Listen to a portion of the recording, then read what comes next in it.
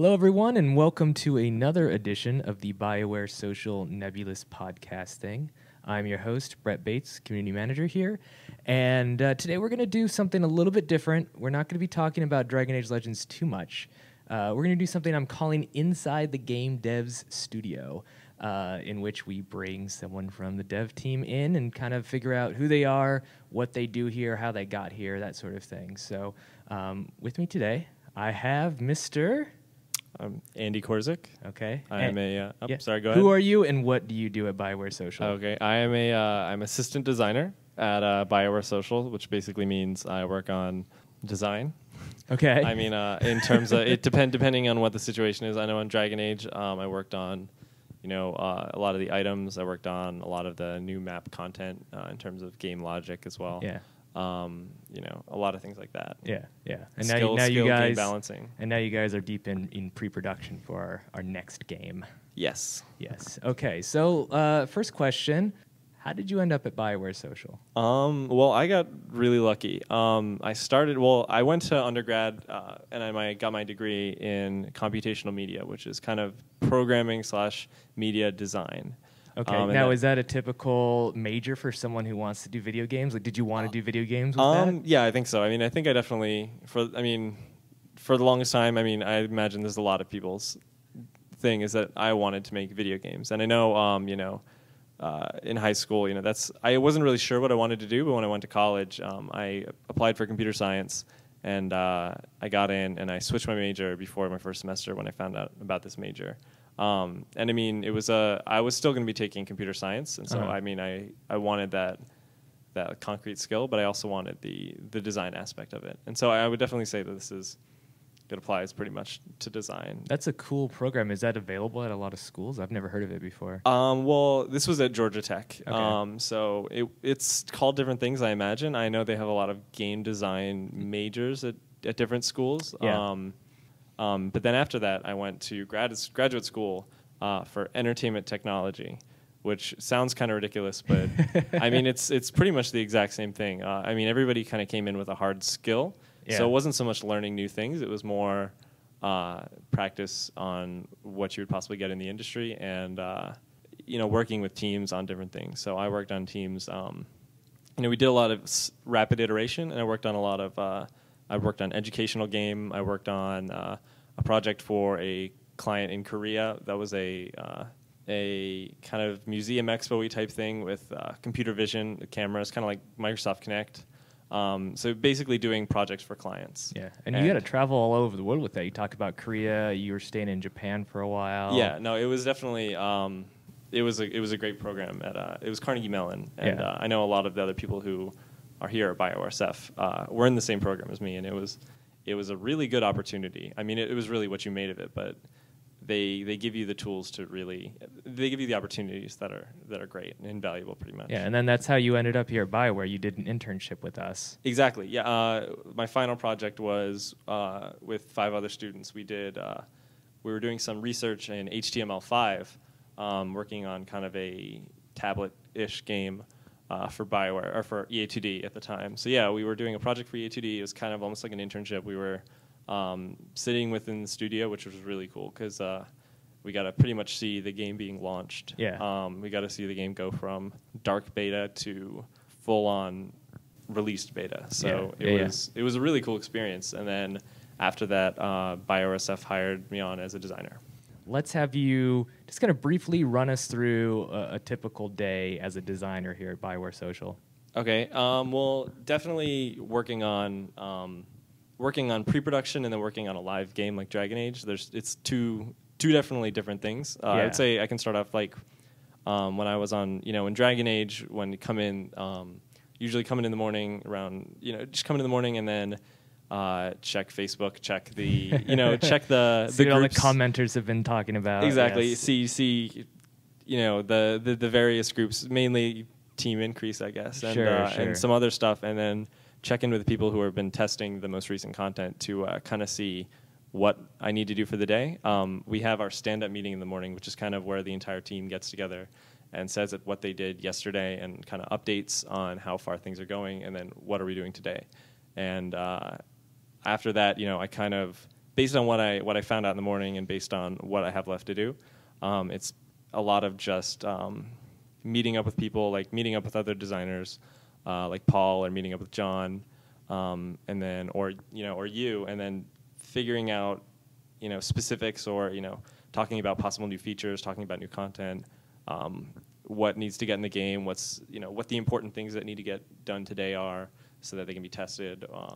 And then it's a lot of just going to my desk and creating them, like working in scripting out the new map logic, or creating the new set of items and talking to the tech artists and getting all the art in there, or figuring out what requirements we need for a new boss. So it's a lot of just working with other people throughout the day, and then a lot of just taking that and putting it in the Yeah. So when you were on the live game, really the amount of like pure design that you were doing is relatively limited at that point, right? Maybe you would have a new feature or something like that, or a new boss type, but a lot of what you're doing was pretty much execution, right? You were doing a lot of work with XML, a lot of that. You did all the weapons and everything like that. Yeah, for the most part. I mean, it was it was a lot of.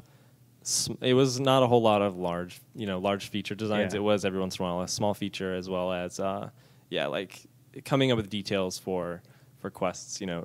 Talking with Paul about the logic, and then writing it in XML and things along those lines that are not really, I want the game to be this, but instead, well, these are the things we need for the game now, or these are the new things we need in items, or, and then executing that. Yeah. So that compared to now, where you guys are in pre-production and everything's pie in the sky. You've got stuff on the walls every single day. You take down what you had on the walls the day before, put up something new. Now you have strings, there's arrows. It's a very, very complex thing you guys have been working on. Yeah. And this is all really kind of to nail down the feel of the game, right? I mean, not even what the actual components of the game will be. Yeah, I mean, it's definitely a huge change of pace. It's a lot more just brainstorming and free form and sitting in groups and kind of figure out not only what exactly the game will be, and not even starting with details, more big picture, what is the game going to be, but why? How is this engaging to the players? Why is this important to the game? Why do we want this? How does this game fit to what players actually want to do? Because we can come up with details from the start, but it's at the earliest point, you want to be figuring out exactly why you're making these decisions. And so it is a lot of changing day to day, and it's very up in the air. But it's definitely it's just as rewarding. Yeah. So do you have a preference? I mean, would you obviously you can't stay in pre-production forever, but I mean, do you think that like the two halves of the designer job, do they complement each other well, or do you feel it's kind of a weird split where 1 month you might strictly be just doodling on a whiteboard, and then the next month you're huddled in front of your computer and with spreadsheets? I don't really know which one I like more. I'd say that it's good to have both. I mean, it's nice to be able to change it up. Yeah. As well as when you're working on a live game, there's also other bonuses. You're constantly engaging with the community, and you can get feedback from players on what they liked and what they didn't like, and easy to see feedback. But when you are in pre-production, it's more like you're working with other people and you're getting feedback from other members of the team, but it's not so much that the game is not out there. I mean, you're not working on something that exists currently, but at the same time, it's at times a lot more freeing. But I mean, both can be great and both can be frustrating. Yeah. But I can't really. I don't want to choose. I guess they're both pretty good and satisfying. Yeah. All right. Well, before we wrap up here, I wanted to do a fun little thing that I'm tentatively calling favorites. Okay. And just have a couple of different items here, and I want you to name what your favorite of that item is. So we'll start it easy. We'll say video game. What is your favorite video game? Come on. Dragon Age Legends. Dragon Age Legends. What a I have a lot of favorite video games, but you play League of Legends all the time. I play a lot of League of Legends. That's up there at the top. I play a lot of League of Legends. I play a lot of Counter-Strike. Okay. I like still. Yeah. Wow. I definitely. I like I mean, I like Zelda, Link to the Past. It's probably one of my favorite games, as well as I like SSX3. Really? It's a snowboarding game, but it's they did it really well. Yeah. Are you excited for the new SXX game? I'm pumped. Yeah. I didn't mean to put a promo in here. So It just happened to be EA. yeah. Oh, no, I actually forgot that that's coming out. Yeah. Yeah. No, I'm kind of excited for that one too. It's like a month or so. Yeah. But yeah, like, I mean, honestly, I play a lot of different games. I play a ton of Facebook games. I play a lot of other games. Yeah. And I like Jet Grind Radio, actually. That's one game. Okay. It's a good game. Okay. All right. Good choices. How about TV show? So be current. It doesn't have to be all time. Just Yeah. what's the first one that pops to your mind? I'd say first one that pops into my mind is probably The Wire. Okay. Yeah. Can't go wrong with The Wire. Can't. Although Doug, one of our other employees here, just started watching it the other day. He's not sure if he can get into it. It's heavy. Yeah. The first, I mean, I hate to say this. He tried to watch it drunk too. I feel like it's a really bad that's idea. Terrible. Well, I hate to. I mean, like, it stinks when you want to endorse a show and you say, but just wait till the third season. I know, because that can't be good. You become one of those people. But honestly, I started watching it in the fourth season. That's what I did too. Yeah, same thing. I started with the school yeah, year. Exactly. Yeah. I know more people who watched it from halfway through on and love the show than I don't really know that many people who've watched it from the beginning. But I would say that it's worth checking out if you enjoy character drama. It's such a complex show that even if you start from the beginning, you're completely confused. Exactly. At least until you really settle into the world and figure out the cadence of the speech, who all these people are. It is really a living. It is a great example of narrative involving not only multiple characters and story arcs, but just a living world. Yeah, and then it only gets more complex season after season. Yeah, but it only gets better. Yeah. I am totally with you on that. That's one of my favorites. All right, how about what's your favorite website to go to procrastinate? Probably Reddit. Reddit? I don't know. Reddit. There's. Do you have a particular subreddit that you like to frequent? Not really. Yeah. Probably League of Legends. Okay. Or just in general gaming. Do you like to go in there and troll as well, or do you just lurk? I don't post that much. Okay. I tend to lurk. I right. try to stay away from a lot of places where I don't know, where a lot of trolls are. I try to keep So my like web anywhere browsing on the internet, basically. I basically try to keep my web browsing pretty light, whether it's like forums or anything. Yeah. All right. Finally, how about your favorite community manager at BioWare Social? I know it's a tough one. Yeah. There's a lot of us here. I mean, I can't say you because that would be kind of cheating, but you could say me if you want to. I guess so. Sure, why not? All right, so let's wrap this up with one more question. All right. So, what is the singular most important piece of advice that you would give to someone who wants to get a job in game design? I would say do work on your own.